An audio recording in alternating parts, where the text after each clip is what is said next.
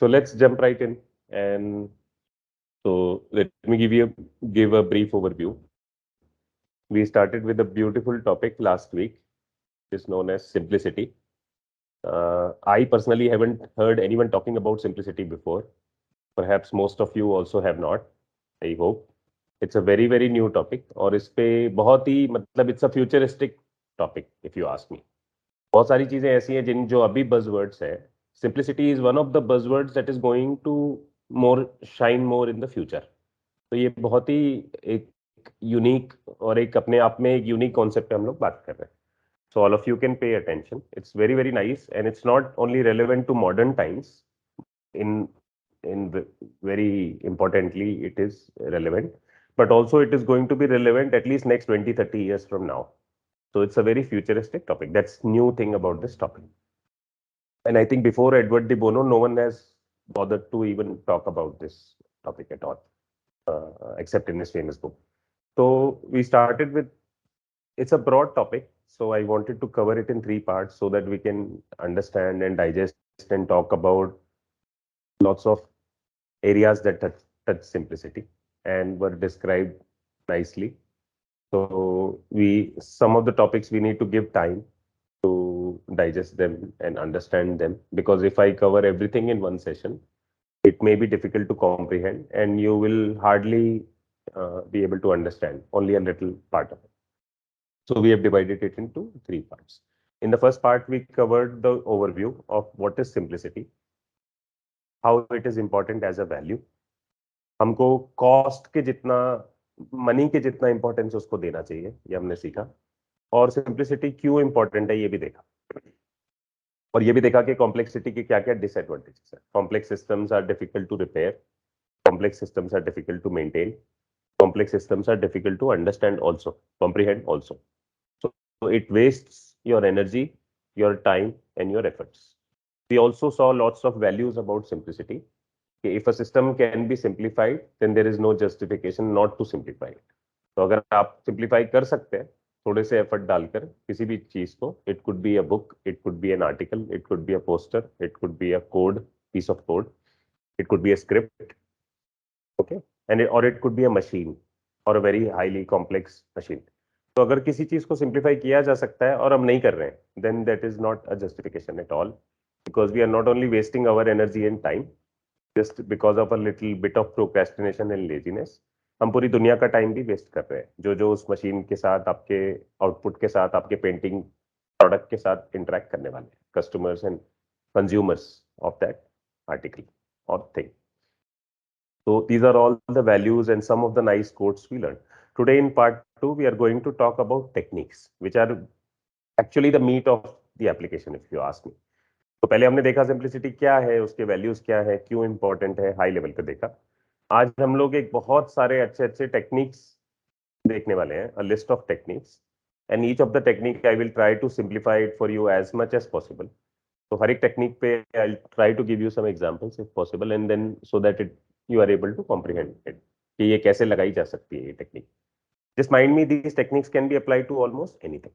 तो कोई आपके पास सिस्टम है, कोई इन्वेंटर होता है, किसी सिस्टम पे काम करता है, कोई आप सिंपल सी प्रोसेस है आपके पास, उसको भी सिंप्लीफाई करना है, और या कॉम्प्लेक्स प्रोसेस है उसको सिंप्लीफाई करना है, तो आप सभी चीजों पे सम ऑफ दीज टेक्निक्स और one of these techniques will fit in. तो कुछ टेक्निक्स इसमें से ऐसे हैं जो आप बुक्स पे, आर्टिकल्स पे, रिटन डॉक्यूमेंट्स पे, प्रोसेसेस पे लगा सकते हैं. कुछ टेक्निक्स आपको ज्यादा कॉम्प्लेक्स प्रोडक्ट्स पे काम आएंगी. Lots of techniques, plethora of techniques we are going to see today. So let's jump in. Okay. So before we get into the list of techniques or each of these techniques, let's see the essential principles of how to simplify anything. तो जब भी आप complex चीजों से deal करते हैं, then you have to ask this question to yourself, how to simplify. मैं इसे कैसे सिंप्लीफाई कर सकता हूँ, मैं इसको कैसे यूजेबल बना सकता हूँ. हमने लास्ट टाइम ये भी देखा था कि simplicity is also closely related to creativity, it is also closely related to usability, क्योंकि यूजर एक्सपीरियंस सबके लिए इंपॉर्टेंट है, और आपका सिस्टम अगर कॉम्प्लेक्स है then no one is going to use it और इंटरेक्ट विद. तो यूएक्स के लिए भी ये इंपॉर्टेंट स्किल है simplicity. Graphic designers interaction designers के लिए भी इंपॉर्टेंट है और बाकी सब लोगों के लिए भी, इंजीनियर्स के लिए भी इंपॉर्टेंट है. How to simplify anything. The first thing that starts with, you can start your journey of simplifying anything is intention. तो हमें पता है कि इंटेंशन के बिना कुछ होता नहीं है. क्यों इंटेंशन है? बिकॉज डेलिबरेटली हमें पता नहीं है ना, हम कॉम्प्लेक्स चीजों से डील करते रहते हैं और सोए रहते हैं और वो हैबिट चलती रहती है या वो प्रोसेस चलती रहती है सालों साल, decades and decades, and no one bothers to even ask a question. तो intention is the first step, intention is the important step, but it can be help by a method. तो intention से सिर्फ शुरुआत होती है, लेकिन आगे आपको मेथड मिल जाएगा. जैसे हम टेक्निक्स पे आज बात करेंगे, कुछ टेक्निक्स पे, तो these are nothing but different methods to solve things, to unfiddle, to unmingle, disentangle complex things. उनको एनालाइज करने में, ब्रेक डाउन करने में आपको ये टेक्निक्स काम में आएंगे. To break down complex systems and make them simple. So you start with basically intention. Intention का मीनिंग हम सबको पता है ना. इंटेंशन मतलब आप इरादा बनाना, किसी चीज के बारे में डिसाइड करना. कैजुअली अप्रोच नहीं. आपने डिसाइड किया कि आज मैं शाम को ही खाना खाऊंगा. हम फास्ट करते हैं, right? Some of us will might be doing fasting, specially girls, right? तो ऐसा है, तो वो एक इरादा होता है ना, हम डिसाइड करते हैं, तभी वो फास्ट सक्सेसफुल होता है. हम कैजुअली नहीं बोलते कि हाँ लिया चाहे तो भी चलेगा, नहीं लिया तो भी चलेगा, ऐसा नहीं रहता, राइट? सिमिलरली हम पढ़ाई करते हैं, कुछ कोड कंप्लीट करते हैं, हम इरादा बनाते हैं कि आज मेरा ये टास्क रहेगा, आज मैं इस पर फोकस करूंगा. So all of your attention day by day is being navigated with your intention. Intention precedes attention हमेशा. तो ये अगर नहीं हो रहा है तो आपका अटेंशन वेस्ट हो रहा है. Then you will waste, you are perhaps wasting your time. तो आपका पूरा दिन अगर बिना इंटेंशन के जा रहा है तो आप देखोगे you haven't got much achieved. By the time you sleep you will see, oh my God, I couldn't get much done today. तो ये कब होता है? जब हम इंटेंशंस नहीं लेते हैं प्रॉपरली. तो इंटेंशन बहुत पावरफुल शक्ति है, जो जैसे ही आप लेते हैं तो वो जाग जाता है आपका ब्रेन, और rest of your powers are awaken in that direction. तो intention is itself a very nice topic, but simplify करने के लिए भी आपको एक इंटेंशन लेना है. अदरवाइज कॉम्प्लेक्स प्रोसेस से आप जूझ रहे हैं बट आपको याद नहीं आ रहा. तो you start with intention and then you start with a method, इसको मैं कैसे सिंप्लीफाई कर सकता हूँ. Next thing to understand while simplifying is almost anything can be simplified.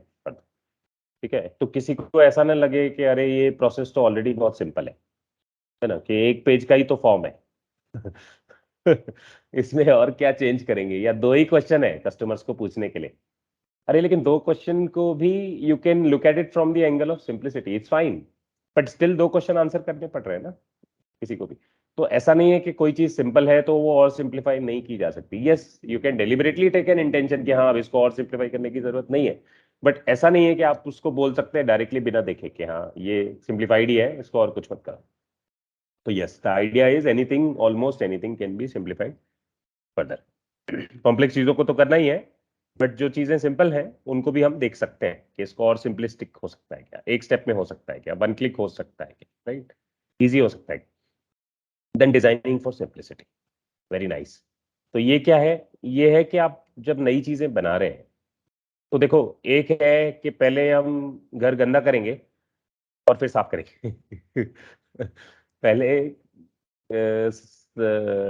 सारे पेपर फाड़ के इधर उधर फेंक देंगे, खाना खाते खाते खाना गिराएंगे नीचे, और बच्चों को सब इधर उधर गिराने देंगे और खुद भी गंदा करेंगे, और फिर डेली सुबह शाम 3 बार दिन में साफ करेंगे. तो अगर ऐसा है तो आपको पता है वो फिर आपको बार बार साफ करना ही पड़ेगा. द आइडिया इज कि आप कोई चीज जब बना रहे हैं तो शुरू से ही you can think of designing for simplicity.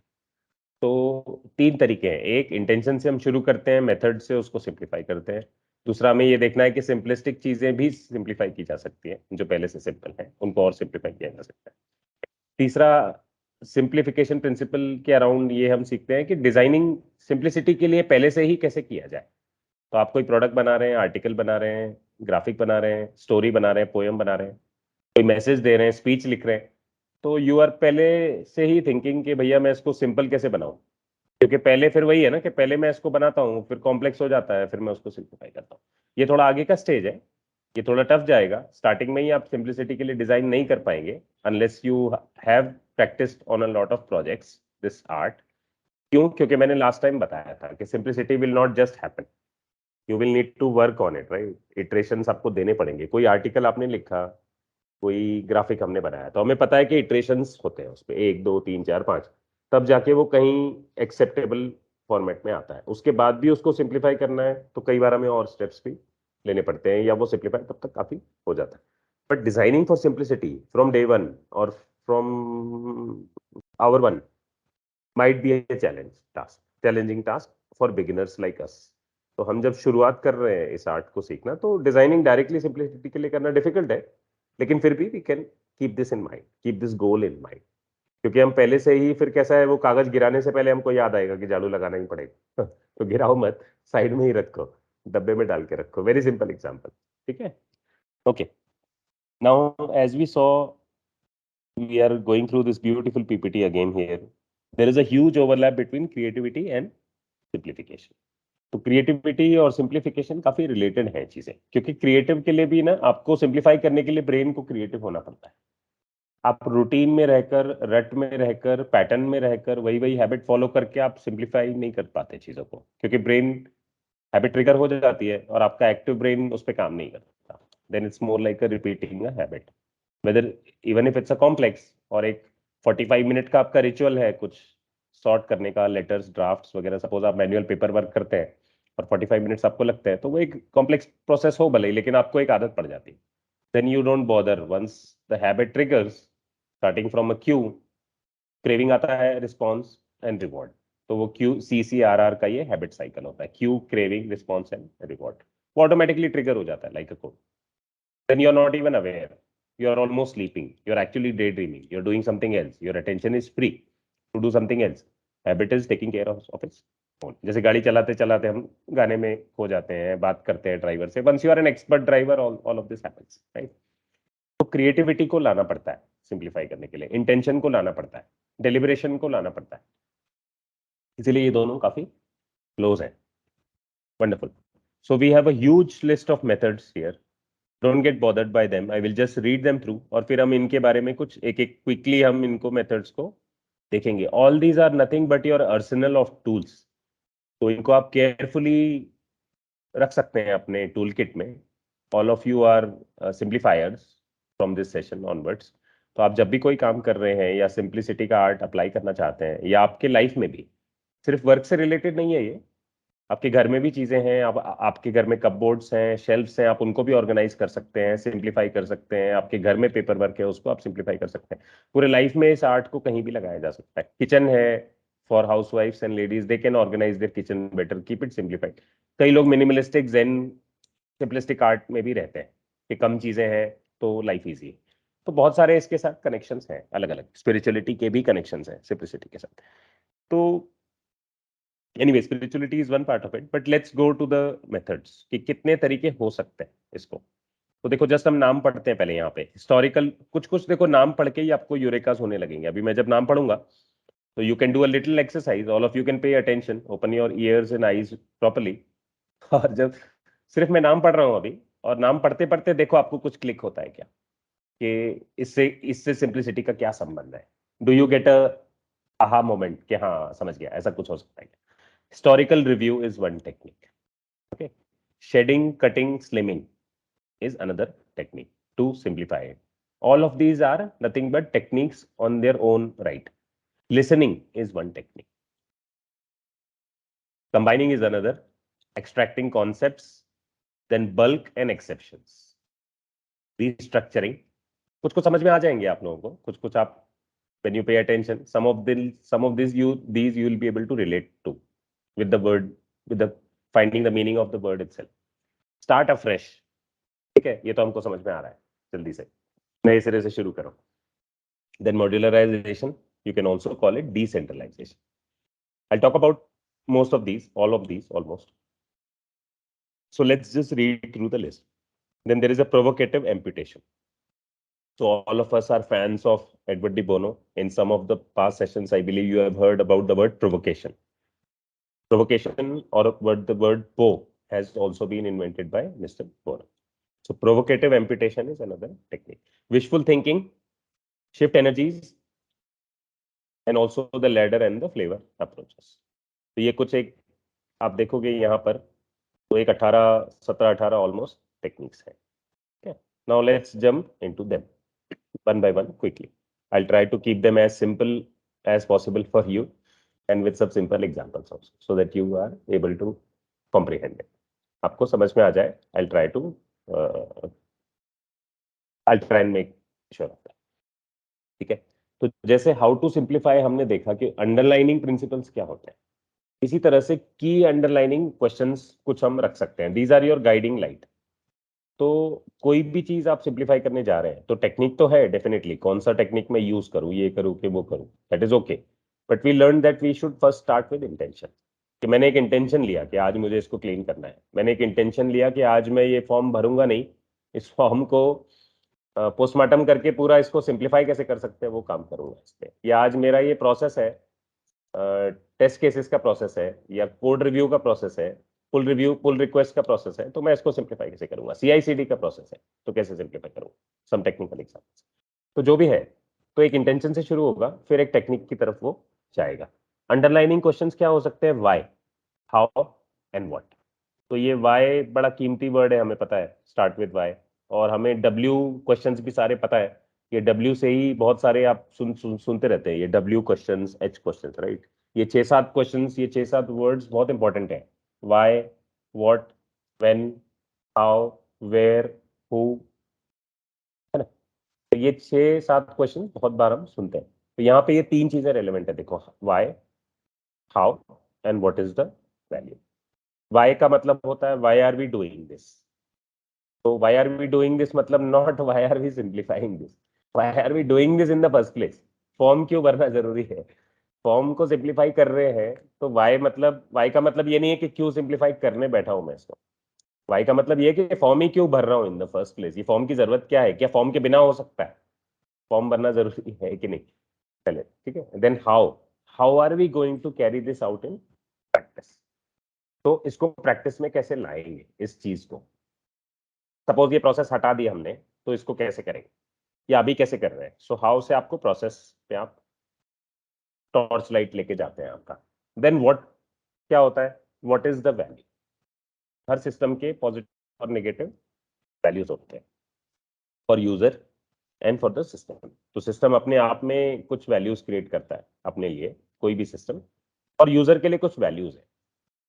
ठीक है ना. बिग बास्केट है तो बिग बास्केट का क्या वैल्यू है, हम लोग ग्रोसरी खरीद सकते हैं तो वो हमारे लिए पॉजिटिव वैल्यू है.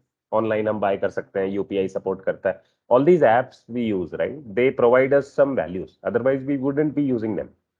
Amazon का क्या वैल्यू है, हम बुक्स खरीद सकते हैं और भी बहुत सारी चीजें खरीद सकते हैं, but essentially it's the largest book store in the world.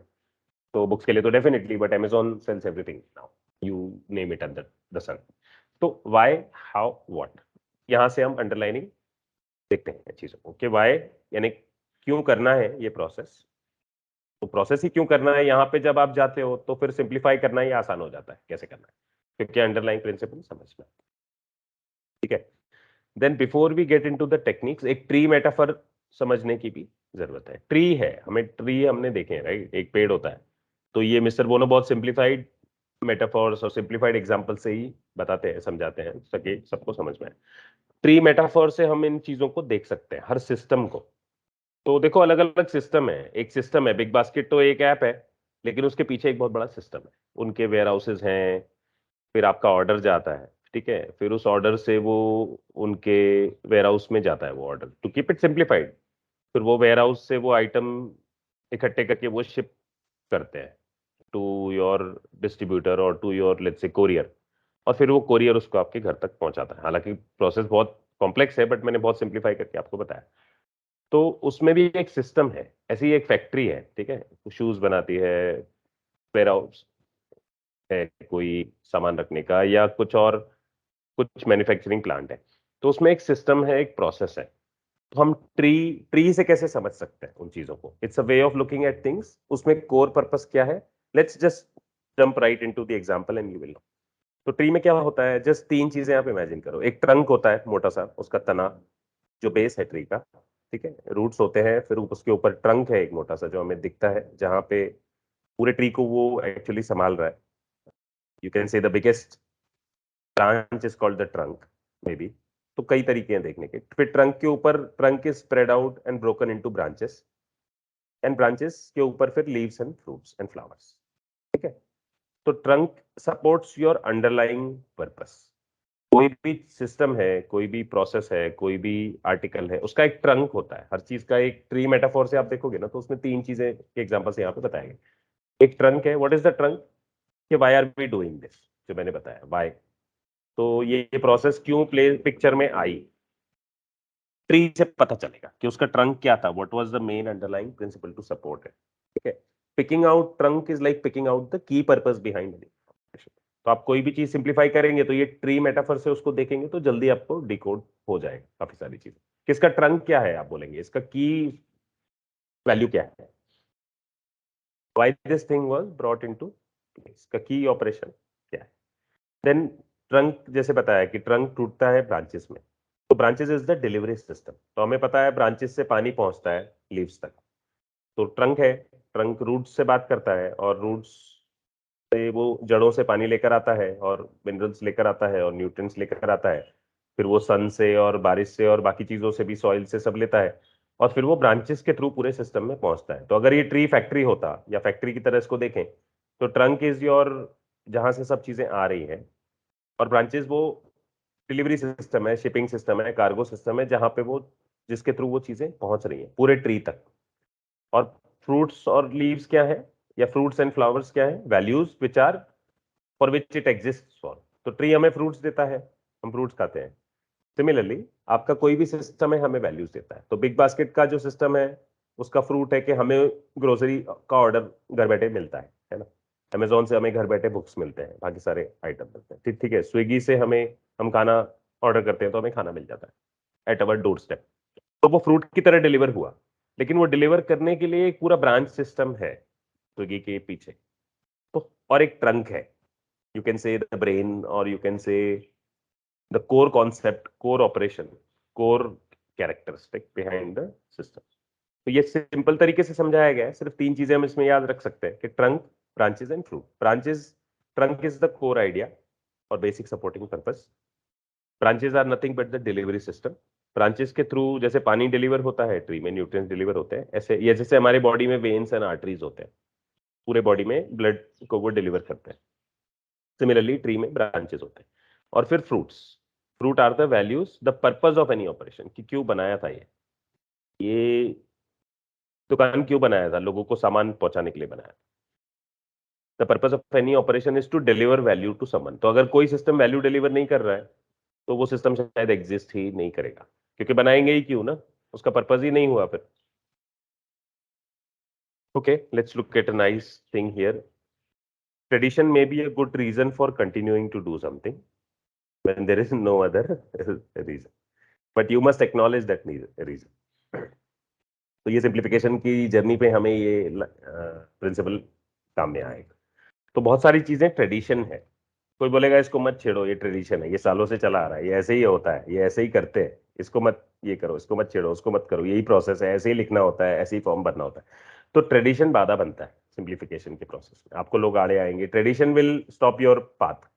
आप सिंप्लीफाई करने निकलोगे तो ट्रेडिशंस आपको स्टॉप करेंगे, जो ट्रेडिशन के सपोर्टर्स हैं वो भी आपको स्टॉप करेंगे। तो ठीक है, कोई हार्म नहीं है अगर आपको लगता है कि हाँ ट्रेडिशन चलना चाहिए तो चलने दो उसको, but you must acknowledge that reason. तो एक बार ये पूछो तो सही कि there is no other reason, फिर भी हम इस ट्रेडिशन को कंटिन्यू कर रहे हैं कि किसी को मालूम है क्या क्यों कर रहे हैं। ठीक है, नहीं मालूम है तो कम से कम क्वेश्चन करो रीजन को और एक्नॉलेज करो। ठीक है, ट्रेडिशन को मत तोड़ो, जरूरत नहीं है तो, लेकिन एक्नॉलेज करो at least if there is any reason or there is no reason to follow this। Okay, now we are getting into the techniques। let's start with them। historical review। तो हिस्टोरिकल रिव्यू पढ़ के शायद किसी को समझ में आया होगा, शायद नहीं समझ में आया होगा। Historical review is nothing but reviewing things like a history. तो पास से आप उसको देख, स्टोरी की तरह देखते हैं कि if something is not a problem, जैसे ट्रेडिशन का एग्जांपल इसमें आया कि tradition is a useful value but does not override all the other values. तो हमारे देखो फेस्टिवल्स है, हमारा काफी सारा रिलीजन ट्रेडिशन पे बेस्ड है, and it's a different topic all together. But बहुत और भी बहुत सारे ट्रेडिशंस हैं। तो ट्रेडिशंस गलत है ऐसा नहीं है, ट्रेडिशन हमारे वैल्यूज है, संस्कार है, कल्चर्स हैं, but it's a useful value, but it does not override all the other values. तो अगर आपका ट्रेडिशन चल रहा है लेकिन उससे अगर और सारे वैल्यूज दब रहे हैं, खराब हो रहे हैं, then there is a worth point in, there is a point in, valuable point in reviewing it. ठीक है, a way of doing is survived over time does not mean it is the best possible. तो tradition की ये सब खामियां होती है कि अगर एक तरीके से आप करते आ रहे हैं किसी चीज को over a period of long period of time, and if it has survive, तो जरूरी नहीं है वो बेस्ट तरीका हो। और इसमें फिर आप रिव्यू करते हैं चीजों को। तो हिस्टोरिकल रिव्यू का अर्थ क्या है कि टिपिकली ट्रेडिशंस के अगेंस्ट ही आप टेक्निक यूज कर सकते हैं। कुछ जो लॉन्ग स्टैंडिंग ट्रेडिशंस हैं उनके against you can ask these some of these punchlines or questions. You can ask, do we really need to do something this way?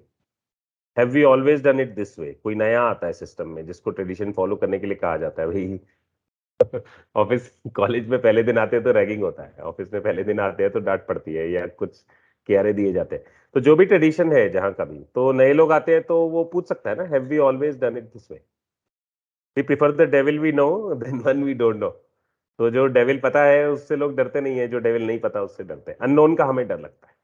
तो लोग ट्रेडिशन को भी क्यों नहीं छेड़ना चाहते, कॉम्प्लेक्स चीजों को भी क्यों नहीं छेड़ना चाहते? क्योंकि पता नहीं ना क्या नया में सिस्टम में क्या होगा, समझ में आएगा नहीं आएगा। तो इसलिए सिंप्लिसिटी से भी फिर डर लगता है। कॉम्प्लेक्सिटी भी लोग अडेप्ट कर लेते हैं ट्रेडिशन के आड़ में कि चलो जाने दो, मरने दो, चलता है ना, बस हो गया। You prefer the devil we know than one we don't know. ये सुना भी होगा कुछ लोगों ने। तो कुछ नहीं है, हिस्टोरिकल रिव्यू में आप जस्ट एक प्रोसेस को पूरा स्टार्ट से एंड तक हिस्टोरिकली हम ये कुछ क्वेश्चंस पूछ के देख लेते हैं कि ये हमेशा ऐसे ही किया है, क्यों किया है, उसके अगेंस्ट कुछ क्वेश्चंस पूछते हैं। Have we always done it this वे?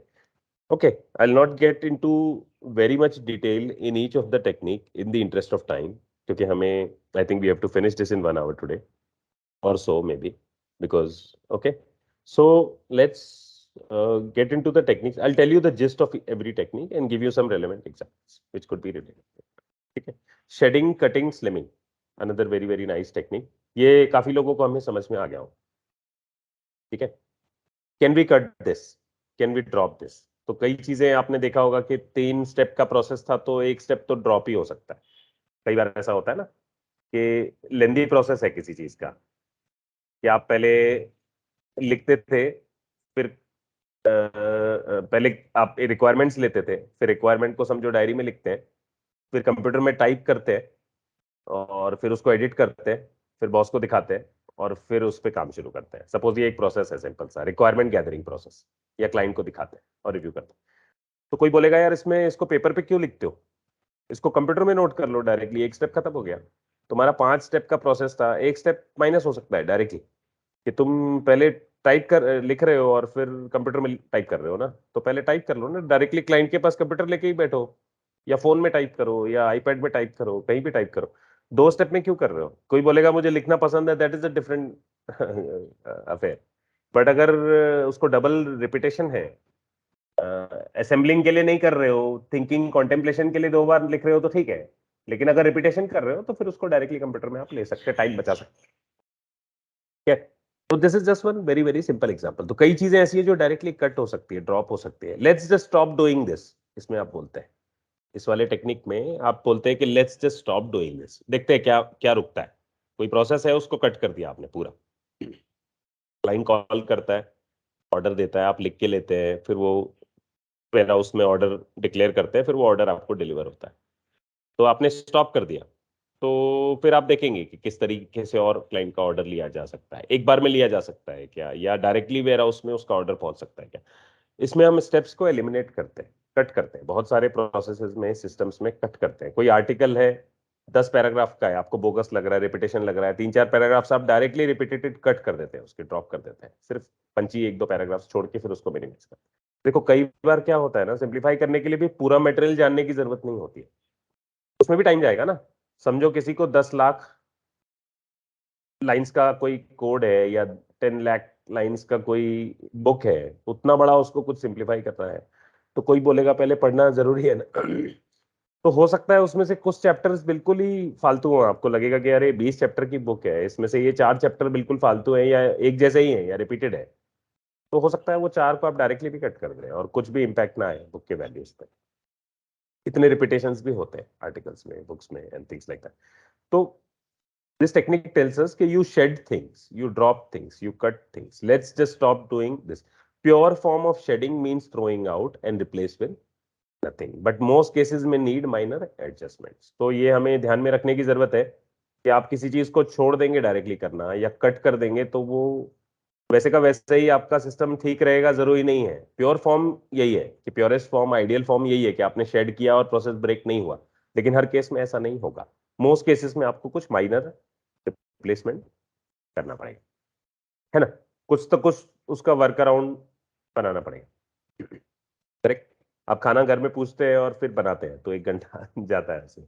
आपने सिस्टम बनाया, अभी पूछना ही नहीं है, बना देना है डायरेक्टली, राइट? तो ठीक है, if everyone adjust to that. नहीं तो फिर there will be some adjustment कि चलो वर्क अराउंड संडे को पूछ के बनाएंगे, या फिर कोई कुक मेन्यू लगा दो, चिपका दो कि ये होता है, डिसाइड कर लो एक बार महीने का पूरा और चिपका दो, या हफ्ते का और चिपका दो, और उसको देख के फिर बना रहा है जो भी बना रहा है घर में, तो उससे टाइम बच रहा है।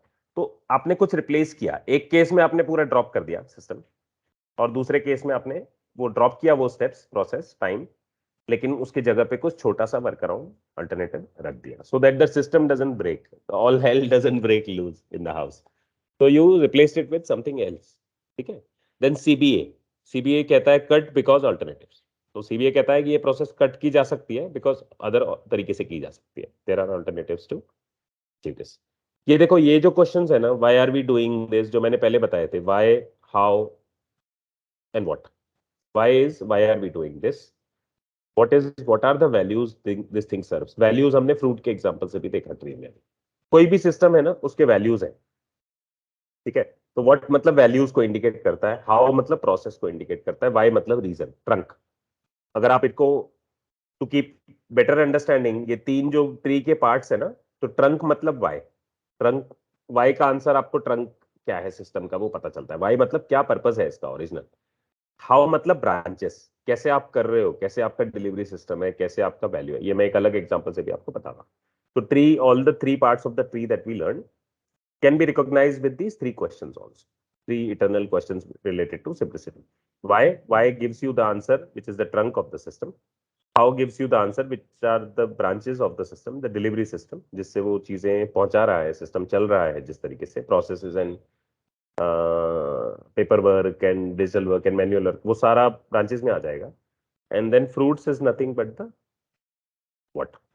what is the value that it serves to customers or to anyone, या जिसको भी वैल्यूज मिलते हैं उस सिस्टम से, जिसके लिए भी बनाया है, उसका क्या है वैल्यू। तो हाउ, व्हाई, हाउ एंड, तो ये इटरनल क्वेश्चन है। ये काफी सारे टेक्निक्स में आपको दिखेंगे ये क्वेश्चंस, तो ये आपको पूछना है। हर टेक्निक के साथ आप इस तीन क्वेश्चंस को लगा सकते हैं, ट्री मेटाफोर को लगा सकते हैं। बाकी थोड़ा थोड़ा हर टेक्निक में डिफरेंसेस हैं, हम देखेंगे, ठीक है। I'll just take a quick check here, like always, so that you are all aware and curious and able to understand. There is no gap, there is no lag, everything is good. आ रहा है क्या सबको समझ में?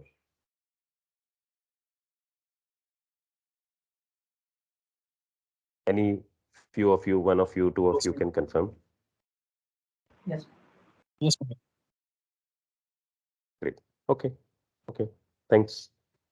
तो अभी हमने क्या क्या देखा? हमने देखा, आज हम टेक्निक्स देख रहे हैं सिंप्लिसिटी के। लास्ट टाइम हमने वैल्यूज देखे थे, बेसिक्स देखे थे, आज हम टेक्निक्स देख रहे हैं। तो हमने दो टेक्निक्स देख लिए। एक हमने हिस्टोरिकल रिव्यू देखा कि कोई भी प्रोसेस को आप रिव्यू कर लेते हैं पूरा कि क्यों चल रहा है ये, जब से भी चल रहा है, फेरो के जमाने से चल रहा है या अलेक्जेंडर के जमाने से चल रहा है या किसी के जमाने से भी चल रहा है, क्यों चल रहा है, अकबर के जमाने से भी चल रहा है, क्यों चल रहा है, कोई भी प्रोसेस है कितना भी पुराना है, is basically what I mean, क्यों चल रहा है। तो हिस्टोरिकल रिव्यू किया आपने, उसमें देखा क्या ब्रेक हो सकता है, क्या चेंज हो सकता है। शेडिंग, स्लिमिंग, कटिंग नाम से ही क्लियर है कि आप ड्रॉप कर रहे हैं, कुछ स्टेप्स को कट कर रहे हैं, स्लिम कर रहे हैं प्रोसेस को। 5 स्टेप का है, 3 स्टेप का बना रहे हैं। हमारा 6 स्टेप का ऑनबोर्डिंग था, हमने 1 क्लिक वाला बना दिया। Simple simple example. Then CBA, cut because alternatives exist for this, और purest form of shedding may not be possible.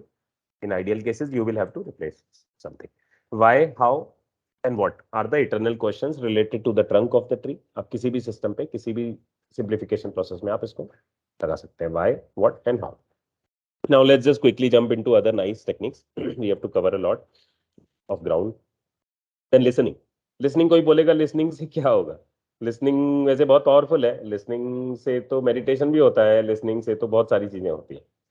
Right listening आता नहीं है लोगों को, इट्स वेरी डिफिकल्ट आर्ट। लेकिन सिंप्लिसिटी से क्या संबंध है इसका? तो सिंप्लिसिटी से भी इसका मीनिंग है, देखो, you simply listen to the people working at the sharp end. चलो quick one here maybe to keep it interactive. Can anyone guess what is the sharp end? इस लाइन का क्या meaning हुआ, कोई बताओ? You simply listen to the people working at the sharp end, इसका क्या meaning हुआ? कौन से टाइप के लोगों को लिसन करने के बारे में बता रहा है ये लाइन? हम नीचे आंसर नहीं लिखा है दूसरे लाइन में, don't worry. You simply listen to the people of the system, any system that you want to simplify, working at the sharp end. ठीक है, okay. I will not create more suspense for you. I think Swapnil is perfectly right. Swapnil, you said workers, right? किसने बोला? Yes, sir. Answer Yes, sir. Yes, sir. मैंने ही बोला। yes, yes, yes. So workers is right. Workers, वो देखो, sharp end mentors या judges नहीं है, quite the contrary. Sharp end is not the जजेस, sharp end is not the leaders. क्योंकि leaders अपनी स्टोरी बताएंगे ना आपको। आप अगर फैक्ट्री में सिंप्लीफाई करने जाओगे तो लीडर ने तो बुलाया ही है आपको सिंप्लीफाई करने के लिए, सिंप्लीफिकेशन कंसल्टेंट फॉर एग्जांपल आपका रोल है। तो लीडर तो आपको आपकी स्टोरी बताएगा, लेकिन वो स्टोरी तो लीडर बता ही देगा ना आपको, बट आपको कैसे पता चलेगा एक्चुअली क्या चल रहा है? या शार्प एंड मतलब जो एक्चुअली कन्वेयर बेल्ट पे टूथपेस्ट के ढक्कन लगाते हैं, जो लेबर काम कर रही है, जो हार्ड हॉट बेड्स पे काम कर रहे हैं, जो भट्टी में लोग काम कर रहे हैं, जो मार्केट में काम कर रहे हैं, सेल्स प्रोफेशनल्स हैं, मार्केटिंग वाले लोग हैं, जो ऑन द ग्राउंड है, जो सिर्फ एग्जीक्यूटिव्स नहीं है, जजेस नहीं है, मेंटर्स नहीं है, लीडर्स नहीं है, जो ऑन द ग्राउंड वाले लोग हैं, जो वर्कर्स हैं, जो ग्राउंड पे घूम रहे हैं, कस्टमर से बात कर रहे हैं, ऑर्डर्स लेके आ रहे हैं, डिलीवर करके आ रहे हैं। किसी भी एग्जांपल से ले लो, फैक्ट्री से ले लो, शॉप से ले लो, फैक्ट्री आईटी इससे ले लो। तो जो शार्प एंड मतलब है जो एक्चुअली ग्राउंड पे काम कर रहे हैं सारे लोग, उनको उनके एंगल से सुनना उस प्रॉब्लम्स को, क्योंकि आपको सिंप्लीफाई करना है ना। अभी एज अ सिंप्लीफिकेशन कंसल्टेंट आपको दोनों स्टोरी सुननी है। आपको एग्जीक्यूटिव्स का भी देखना है, मेंटर्स का भी देखना है, और आपको शार्प एंड वाले लोगों का भी देखना है। ठीक है, okay, quite a nice example for you. Now let's get into this technique more. तो लिसनिंग से क्या होगा? लिसनिंग से अभी काफी सारा इस एग्जांपल से क्लियर हो गया। लिसनिंग से we will listen to the stories, we will listen to their problems, and we will ask them कि भाई तुम्हें क्या चैलेंजेस है, बताओ। इसको मेरे को सिंपल करना है, तुम्हारे टाइम इसमें 10 घंटा जाता है, तो तुम 4 घंटे में कैसे कर सकते हो इसको, बताओ। तो आप सबसे इंटरव्यू लोगे, फैक्ट्री में जाके सबसे पूछोगे। तो शार्प एंड वाले लोगों से आपको ज्यादा पता चलेगा, क्योंकि वो लोग एक्चुअली बेल्ट पे काम कर रहे हैं, वो लोग एक्चुअली मशीन चालू कर रहे हैं, बंद कर रहे हैं। तो किसी का हाथ में चोट लगती है, किसी को इंजरी आती है, वो सब लेबर्स आपको ज्यादा बेटर पता पाएंगे। Executive definitely yes, they are not wrong, I'm saying, but laborers or sharp end people will tell you a different side of the perspective that will help to simplify things further, because इस example में हम simplification consultant के angle से देखें। Then lazy people seek simpler and automated ways of doing things. तो यहाँ पे थोड़ा लेजी पीपल की तारीफ की जा रही है इन डिफरेंट एंगल। क्यों? क्योंकि लेजी पीपल सिंपलर तरीके ढूंढ लेते हैं जल्दी से, because of their lazy race. तो कोई बोलेगा यार मेरे को पूरा दिन नहीं देने का है इसको, मेरे को 1 घंटे में ही करने का है, तो फिर वो ऐसा तरीका ढूंढ लेता है कि वो 1 घंटे में कर सकता है। डोंट गेट मी रॉन्ग, अगर वो गलत तरीके से कर रहा है तो still that is bad, but अगर सही तरीके से कर लिया तो then lazy guy has turned himself into a creative person for that time. ठीक है, procrastinators and lazy people do amazing things sometimes and they simplify, they find simpler solutions some of the time. ठीक है, then on the job simplification and listening with the eyes. Listening with the eyes मतलब क्या हुआ, चलो बताओ। Just one more last quick check on the same example. Listening with the eyes का क्या मतलब हुआ इसी कॉन्टेक्स्ट में? Same, correct. तो आप आईज से देख रहे हो, ऑब्जर्व कर रहे हो, है ना। सिर्फ लोगों की कहानी सुन के विश्वास नहीं कर रहे हो, आप देख रहे हो खुद। कोई बोलता है ये बेल्ट फास्ट चलती है इसलिए हम नहीं रख पाते, तो आप आधा घंटा खड़े हुए वहां पे, आपने देखा अपनी आईज से कि ये वाकई ये प्रॉब्लम है भी क्या। तो ये सिंप्लीफिकेशन कंसल्टेंट ये सारे काम कर रहा है इस प्रोसेस में, लिसन कर रहा है। डेफिनेटली एग्जीक्यूटिव्स को तो सुन ही रहा है, शार्पेंड वालों को भी सुन रहा है, ऑन द जॉब सिंप्लीफिकेशन भी कर रहा है कि जॉब देखते देखते देखते उसको कुछ आइडियाज आ रहे हैं तो वो भी बता रहा है, नोट कर रहा है। और listening with the eyes, most importantly वो अपनी आईज से पूरी प्रोसेस को एंगेज कर रहा है, सुन रहा है, पार्टिसिपेट कर रहा है, समझ रहा है विदाउट मेकिंग जजमेंट्स। तो that is listening with the eyes. Good, so hope it help you. ठीक है, now let's go get into more interesting techniques. One technique is combining. तो ये ज्यादा इसमें मुझे बताने की जरूरत नहीं है। किसी को केक बनाना है तो क्या क्या डालना पड़ता है बताओ? आटा, मैदा, अंडा, मैदा, चीनी और baking soda and milk powder. and chocolate powder, right? And rest of all the toppings and seasonings you can do. तो कंबाइनिंग मतलब मिक्स करना. हम चाय बनाते हैं, बहुत सारी चीजें डालते हैं, खाना बनाते हैं, बहुत सारी चीजें डालते हैं, कंबाइन करते हैं ना, तो एक नया टेस्ट आ जाता है, एक नई चीज तैयार हो जाती है. सिर्फ मैदा खाएंगे तो वो टेस्ट नहीं आता जो, या मैदा गर्म करके खाएंगे तो केक वाला टेस्ट नहीं आएगा. तो कुछ आपने मिलाया, कंबाइन किया, कुछ नई रेसिपी है ना. It's a new recipe that you are doing. तो कंबाइनिंग इसी तरह, सिंप्लीफाइंग में क्या होता है, आप कंबाइन कर लेते हैं प्रोसेस को. समझो 10 तरीके की चीजें हैं और 10 अलग अलग तरीके से फैक्ट्री में हो रही थी, तो आपने बोला यार ये एक तरीके से क्यों नहीं हो सकती, आप इन चारों लोगों को एक ही रूम में बुलाओ, तो डेली स्टैंड अप मीटिंग करो और सबको उधर ही पूछ लो ना. नहीं तो अलग अलग स्टैंड अप हो रहा है. समझो टीम छोटी है, किसी भी सिंपल एग्जांपल से ले लो, तो टीम छोटी है और अलग अलग स्टैंड अप्स हो रहे हैं, तो आपने कंबाइन कर दिया, है ना. या ऑर्डर टेकिंग और ऑर्डर पे brainstorming and then order execution, सब अलग अलग प्रोसेस से आपने सिंप्लीफाई कर दिया, आपने कंबाइन कर दिया. आपने बोला फाउंडर्स को चलो क्लाइंट के साथ जाके बैठेंगे और वहीं पे उनसे रिक्वायरमेंट्स ले लेंगे और वहीं ब्रेनस्टॉर्मिंग भी करेंगे उनके साथ और फिर ऑर्डर दे देंगे बनने के लिए, फॉर एग्जाम्पल. तो कंबाइन कर रहे हैं, किसी भी स्टेज पे चीजों को आप कंबाइन कर रहे हैं. That is one technique to not complexify things, simplify things. तो यहाँ थोड़ा सा आपका इसमें कैवियट ये है कि कंबाइनिंग में कई बार कॉम्प्लेक्स भी हो जाती है चीजें, तो आपको मेक श्योर करना है कि कॉम्बिनेशन आपका सिंप्लीफाई कर रहा है, ना कि कॉम्प्लेक्सिफाई कर रहा है चीजों को. एक ब्यूटीफुल एग्जांपल है प्रोफेशनल शॉपर. चलो ये किसी को समझ में आ रहा है क्या, what do you mean by professional shopper? हम हमारी गाड़ी खराब होती है तो हम प्रोफेशनल के पास जाते हैं ना. प्रोफेशनल कौन है गाड़ी ठीक करने का, मैकेनिक होता है. हमारी तबीयत खराब होती है तो हम डॉक्टर के पास जाते हैं. डॉक्टर कौन है, मेडिसिन का एक्सपर्ट है, प्रोफेशनल है उसके फील्ड में. हमारा कोई केस है, लीगलीज है, तो हम लॉयर के पास जाते हैं एडवाइस लेने के लिए. तो he is a professional lawyer, he is a profession lawyer, law law के प्रोफेशन में है तो लॉयर है. तो इसी तरह जो प्रोफेशनल शॉपिंग करता है लोगों के लिए, that could be a professional shopper. Professional shopper क्या, एक एग्जांपल है यहाँ पे.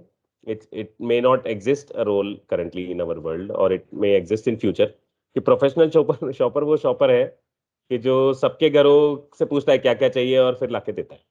प्रोफेशनल है वो, शॉपिंग करता है, सिर्फ आपका टाइम बचाता है, आपको अलग अलग से जाने की जरूरत नहीं है.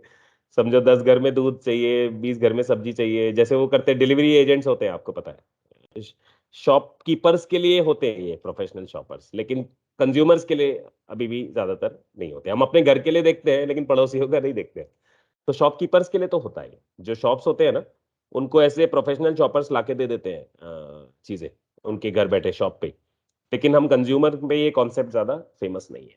प्रोफेशनल शॉपर मतलब जो सबके लिए शॉपिंग करेगा, आपका टाइम नहीं जाएगा आप शॉपिंग करने में, आप उसको बता दो and he is a professional. उसको ये भी पता है बार्गेनिंग कैसे करना है, he is an expert in everything, क्योंकि प्रोफेशनल बोल दिया तो उसको शॉप्स कहाँ से लेना है, कौन सी चीज कहाँ अच्छी है, क्या है, वो सब आपको दिमाग नहीं चलाना है. ठीक है. It's a futuristic concept in terms of consumer market. In terms of shopkeeper market mind में it is already being used. ठीक है. तो बिल्कुल नया ऐसा नहीं है. Good. Okay, just to refresh your attention. So combination, getting back to the combining technique, combination may be a simple add-on process or maybe more complex integration resulting in something totally new. तो ये बहुत सारा complex integration करके कुछ नया बना लिया, ये भी हो सकता है, और सिंपल एड ऑन प्रोसेस आपने एक डाली बस. ये इंपॉर्टेंट इसमें याद रखना चाहिए कि does it really makes things simpler और मेक मोर कॉम्प्लेक्स. कॉन्सेप्ट्स, इस पे मैं ज्यादा बात नहीं करूंगा. कॉन्सेप्ट्स पे हमने पहले भी बात की है. कॉन्सेप्ट्स मतलब हर चीज में एक ऑपरेटिंग कॉन्सेप्ट होता है. ठीक है. आपको घर पेंट करना है या, तो उसका एक कॉन्सेप्ट है. समझो आपको सीलिंग पेंट करना है या सीलिंग पे फैन लगाना है, तो the concept is you need to increase your height to reach the ceiling. आपको उधर से अटैची निकालनी है भले ही, या फैन फिट करना है, या सीलिंग पे चढ़ के कुछ स्टिकर लगाना है, या पेंटिंग करना है. In any case you need to increase your height to reach the ceiling. तो उसके लिए हम क्या क्या कर सकते हैं, वहां पे लैडर रख सकते हैं, किसी के कंधे पे बैठ के कर सकते हैं, भाई मुझे उठाओ और मैं इसको साफ करूँ, है ना. या कुछ इलेक्ट्रिक लैडर ले सकते हैं, या कोई डंडा लेके आ सकते हैं लंबा झाड़ू, उससे साफ कर सकते हैं. तो बहुत सारे तरीके हो सकते हैं ना उसको एक्चुअल आइडिया करने. Actual idea could be different on the ground, but concept क्या है, concept is you need to increase your height to reach the ceiling to be able to execute whatever you want. ठीक है. तो ऐसे fast food है, तो fast food का concept क्या है, तो बहुत सारे एक्सट्रैक्टिंग कॉन्सेप्ट्स हो सकते हैं. हमने कुछ कुछ आइडियाज इसमें से डिस्कस किए हैं पास में. फास्ट फूड का ये कॉन्सेप्ट हो सकता है कि जहां पे सिर्फ समझो पार्सल मिलता है या फास्ट फूड मिलता है लिटरली, जल्दी बना के देते हैं, जंक फूड मिलता है ना, it's a hang out place for let's say teenagers और यंग पीपल। या जल्दी जल्दी छोटे कैफेज है जहाँ ज्यादा लोग बैठते नहीं है, it's not a themed restaurant कि जहाँ पे आप म्यूजिक लगता है और एक वेटर आता है सूट पहन करके और 6 कोर्स मील आप खाएंगे, इट्स अ रोमांटिक इवनिंग, वैसा नहीं। इट्स अ फास्ट फूड, खड़े खड़े लिया बर्गर खा लिया, बात करते करते निकल गए, फोन पे भी बात कर रहे हैं, लैपटॉप पे काम भी कर रहे हैं, वट। तो हर एक इसके ना कॉन्सेप्ट्स होते हैं, हर सिस्टम के आउटपुट के कॉन्सेप्ट्स होते हैं। तो कॉन्सेप्ट निकालना यानी एक्सट्रैक्टिंग कॉन्सेप्ट्स, ये क्यों सिंप्लीफिकेशन से रिलेटेड है? क्योंकि जब आप कॉन्सेप्ट निकाल लेते हैं ना, तब आप उसको सिंप्लीफाई कर सकते हैं उस प्रोसेस को। तो सिंप्लीफिकेशन के लिए बहुत ईजी जाता है। कॉन्सेप्ट्स को हम राउंड अबाउट की तरह भी ले सकते हैं ना।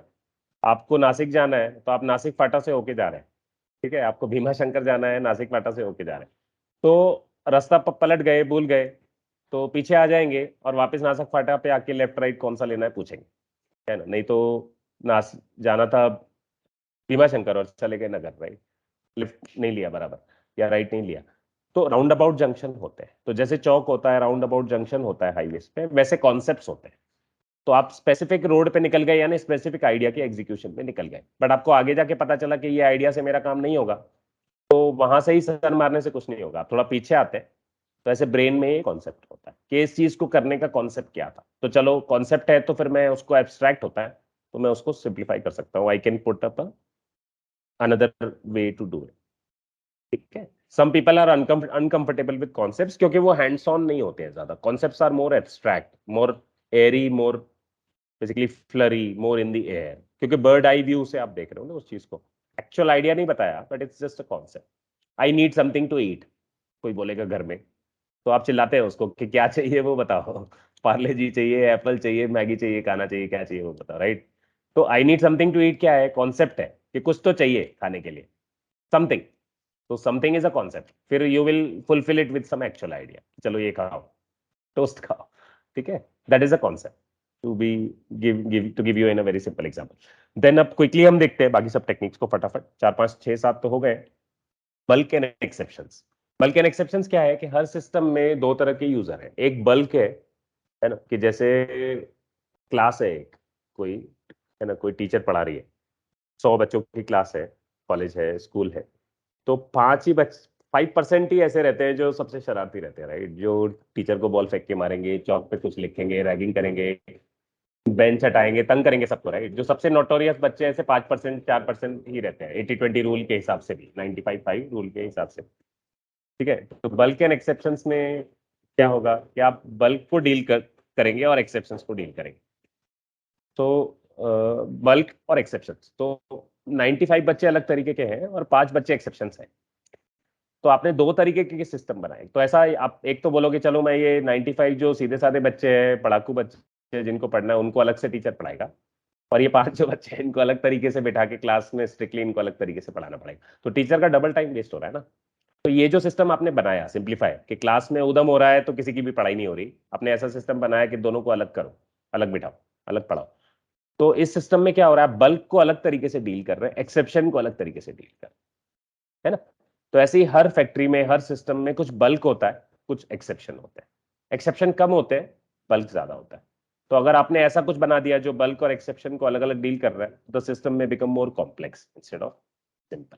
तो ये थोड़ा सा ऐसा है कि कई बार आपको अलग बनाना पड़ेगा, but both need to be well design in some cases that will not be possible.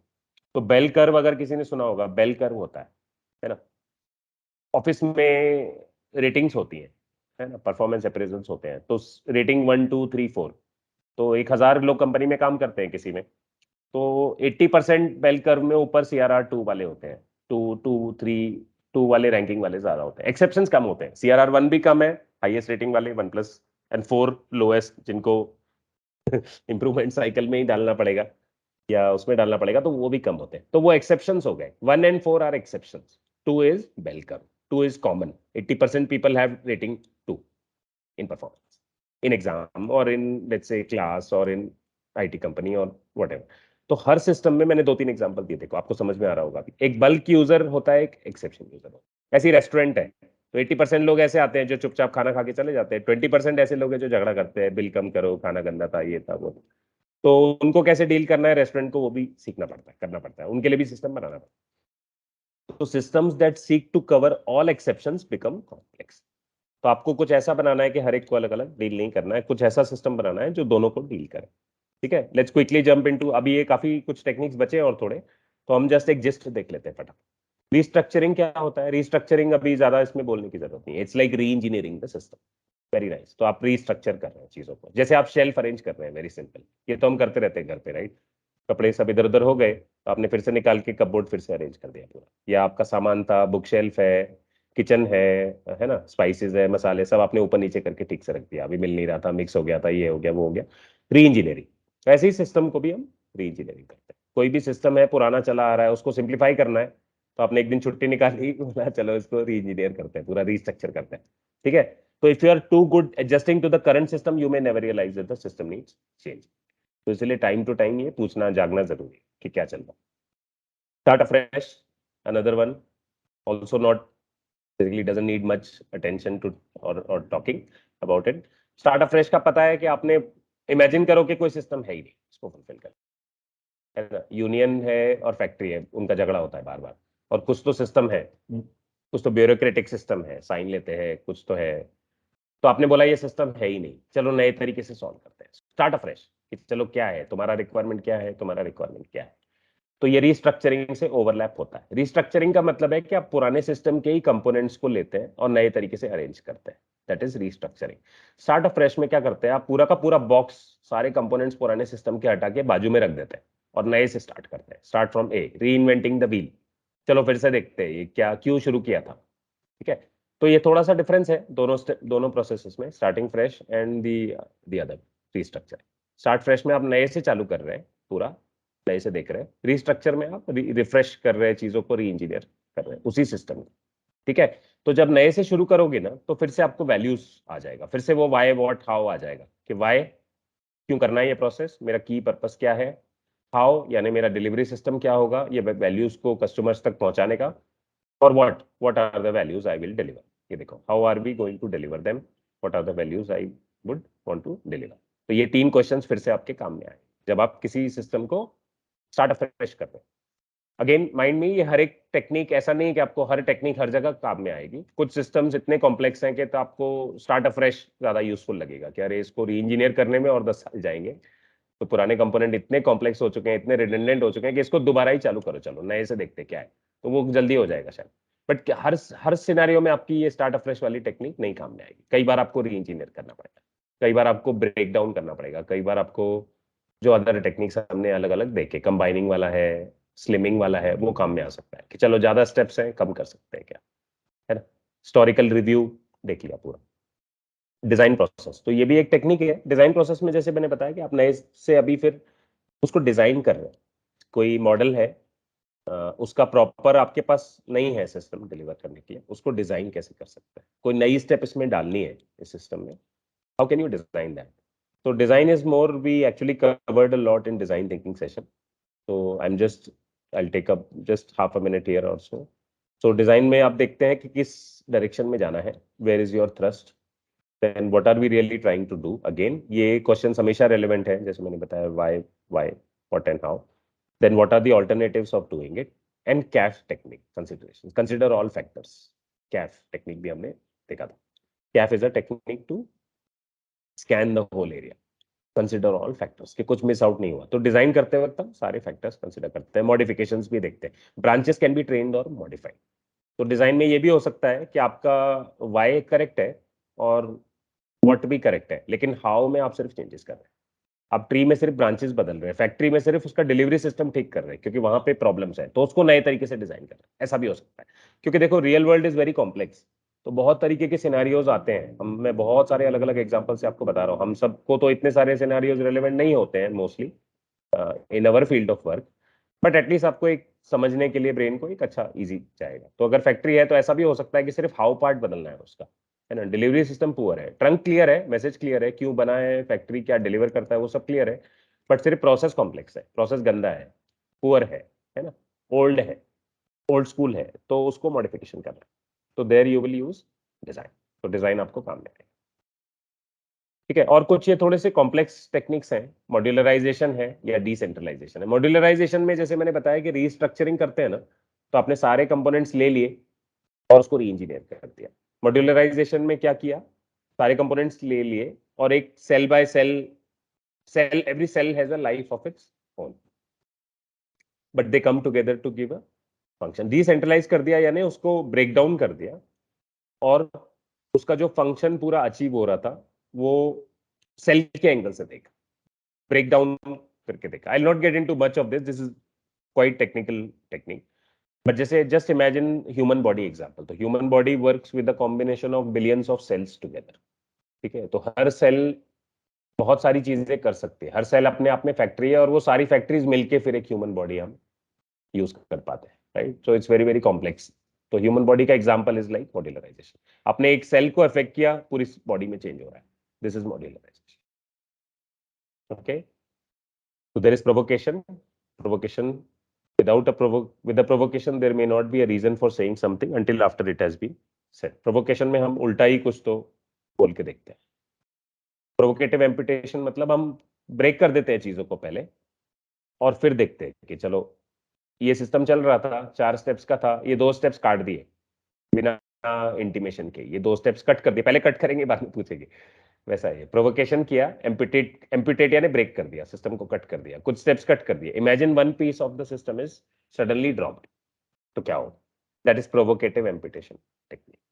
तो ये सब पावरफुल टेक्निक्स है, I am not getting into very very detail, but एक एक टेक्निक पे हम पूरा डिटेल में डिस्कस कर सकते हैं इस पे और उसके एग्जांपल्स दे सकते हैं, which is not relevant for now, but at least get the high level idea.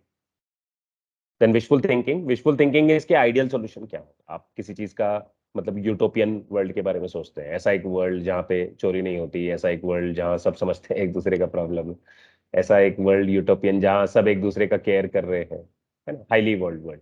तो ये विशफुल थिंकिंग फॉर एग्जाम्पल, कोई झूठ नहीं बोल रहा, कोई गलत कुछ नहीं कर रहा, तो ये आइडियल सिनेरियोज आप सोचते हैं, आइडियल सिस्टम के बारे में सोचते हैं, that is wishful thinking. This is also a simplification technique कि आप आइडियल सिनेरियो पहले सोचते हैं, then you move away from that. तो in simplification process wishful thinking can be quite realistic. तो आप रियलिस्टिकली उसको सिंप्लीफाइड आइडियल सोल्यूशन क्या होगा इसका, वन क्लिक होना चाहिए, तो कई बार that is the answer, so that helps. Then there are other complex techniques, I'll not get into much of those. Shifting energies from one part to other, there is a ladder approach, that is small steps at a time where everyone is involved, and there is flavor approach. तो broad overview लेते हैं पहले, broad level पे जाते हैं और फिर it becomes very possible। तो ये थोड़ा कॉन्सेप्ट का हमने देखा था ना, एक्सट्रैक्टिंग कॉन्सेप्ट्स, उससे थोड़ा थोड़ा रिलेटेड क्या पूरा फ्लेवर ले लेते हैं सिस्टम का, है ना। कि जैसे फैक्ट्री वाला एग्जांपल ही लेते हैं कि आपको सिंप्लीफाई का काम दिया है और फैक्ट्री है बड़ी और आपको 6-7 हफ्ते दिए हैं, तो आप जा करके एक फ्लेवर ले लेते हैं पूरी फैक्ट्री का, एक चक्कर मार लिया ढंग से, एक टूर ले लिया और सबसे एक एक बंदे से बात कर लिया। ऐसे नहीं कि पहले 2 हफ्ते एग्जीक्यूटिव्स के साथ मीटिंग्स किया, तो ये सीरियल हो गया प्रोसेस। फिर वर्कर्स के साथ बात किया, फिर यूनियन लीडर्स के साथ बात किया, फिर मैनेजर्स के साथ बात किया, फिर कस्टमर्स के साथ बात किया, सबको 2-2 हफ्ते दिए, तो ये थोड़ा सीरियल प्रोसेस हो गया, ये फ्लेवर अप्रोच नहीं हुआ। हम फ्लेवर ले लेंगे पहले, वो इसमें इसका ब्रॉड देख लेंगे क्या है भाई, हाई लेवल तुम्हारा फैक्ट्री क्या है, टूर ले लिया, क्या बनता है, क्या करता है, कहाँ पे दिक्कत है। फिर आपने एक एग्जीक्यूटिव से बात की, एक वर्कर से बात की, एक लीडर से बात की, एक मैनेजर से बात की, एक कस्टमर से बात की, तो आपको एक ही हफ्ते में पूरा कहानी high level, you get a flavour, है ना। कोई बुक हम उठाते हैं, राइट, हम बुक्स पढ़ते हैं, तो हम कई बार उसका फ्लेवर ले लेते हैं, पहले स्किम कर लेते हैं पूरा बुक। तो this is one of the technique. तो कोई लोग ऐसा आपको पता है कवर टू कवर पढ़ते हैं स्टार्ट टू एंड, और कई लोग थोड़ा स्किमिंग, और बहुत सारे और भी टेक्निक्स होते हैं रीडिंग के, बट तो एक स्किमिंग टेक्निक होता है कि आपने पहले फ्लेवर ले लिया, जर कर करके ऐसे पन्ने उड़ा के देख लिए क्या है बुक में, अंदर कहाँ फोटो है, क्या है नहीं तो लास्ट पेज पे क्या है, इस पे क्या है, उस पे क्या है, एक 10 मिनट पे एक फ्लेवर ले लिया बुक का पूरा, स्मेल किया, टच किया, साइज कितना है, ये कितना है, किसने लिखा है, बैक पे क्या लिखा है, आगे क्या लिखा है, समरी क्या है, फोटो है, ग्राफ है या पूरा बोरिंग है, फॉन्ट कैसा है, सब देख लिया, ये 10 मिनट में हो गया आपका पूरा। अब आपको बुक पढ़ने में इंटरेस्ट जग गया, है ना, यस और नो। तो एक अप्रोच ये हो गया, और एक अप्रोच हो गया कवर टू कवर, कि उठाया ABCD से चले, अब जब तक लास्ट वर्ड नहीं आएगा तब तक सीक्वेंसली चलते रहेंगे। तो बैड है कोई भी तरीका, ऐसा नहीं मैं बोल रहा हूँ, बट एक फ्लेवर अप्रोच भी है, ऐसे ही सिंप्लीफिकेशन का भी एक ही अप्रोच है, flavour. You take a flavour और फिर पता चल गया, है ना। फरसान है, 10 चीजें उसमें डालते हैं, तो 2 तरीके हैं ना, एक तो फरसान खाते हैं हम डायरेक्टली फ्लेवर लेते हैं उसका, और एक आपने देखा होगा उसमें से शेंगदाना निकाल के अलग खाते हैं, फिर शेर निकाल के अलग खाते हैं, बटाटा कीस निकाल के अलग खाते हैं, करते हैं ना, कॉर्न चूड़ा अलग उसमें से टेस्ट करते हैं, ये कैसा है, वो कैसा है, ये कैसा है, वो कैसा है। तो that is like serial and taking the whole flavour. तो ये सिस्टम्स पे भी अप्लाई होता है। So here is a quote for you. Electricity is useful but may be dangerous. So are knives and forks. तो कोई चीज खतरनाक है इसका मतलब वो नुकसान करेगी सिर्फ ऐसा नहीं है, अगर आपको उसको टेम करना आना चाहिए। हम इलेक्ट्रिसिटी को टेम करते हैं, right, we get a proper electric wiring done, तो फिर हमें उसका ज्यादा ये नहीं है, शॉक नहीं लगते बैठता है। तो सिमिलरली आपके सिस्टम्स को आपको डेंजर्स कहाँ है वो देखना है। तो सिंप्लीफिकेशन में क्या क्या डेंजर्स हो सकते हैं, तो ये कुछ डेंजर्स है। हमने इस पे कुछ बात की थी last time, over simplification versus simpleton, simpleton versus simple minded, vulnerable, insensitive. तो वल्नरेबल होता है, आपको कई बार ब्लॉकेजेस आएंगे सिंप्लीफाई करने में, देन वल्नरेबल हो जाता है system. Nobody, some people may not want to share their secrets, है ना, और some people may be vulnerable when they talk to you, और इनसेंसिटिव भी हो सकता है कि, and then similarly if you put something simply you are at the mercy of those who understand neither the subject nor the simplicity। तो कई बार आप simply बता रहे हैं लेकिन कुछ समझ नहीं आ रहा सामने, ठीक है, या उसने बताया आपको समझ में नहीं, then you are at the mercy of that person. Simpleton क्या है, जो सिंपल बंदा है, जिसको who is not an expert, actually it's opposite of simplicity expert. Simple minded is और simpleton means the same thing, मतलब सिंपल तरीके से जो चीजों को देखता है, सिंपल तरीके से समझता है। But this is not the simplicity that we are talking about. We are talking of the simplicity जो मास्टरी करने के बाद आ रही है, या आपने सिस्टम को इटरेट करने के बाद, टेक्निक्स लगाने के बाद सिंप्लीफाई किया है। डायरेक्टली एक स्टेप का प्रोसेस है तो वो तो सिंपलटन प्रोसेस ही हो गया, डायरेक्टली कुछ किया ही नहीं, एक ही स्टेप का ही प्रोसेस है, लेकिन वो प्रोसेस बढ़ते बढ़ते 100 स्टेप का हो गया, और फिर आपने उसको सिंप्लीफाई करके 2 स्टेप का कर दिया, that is simplicity. And with that I think we can and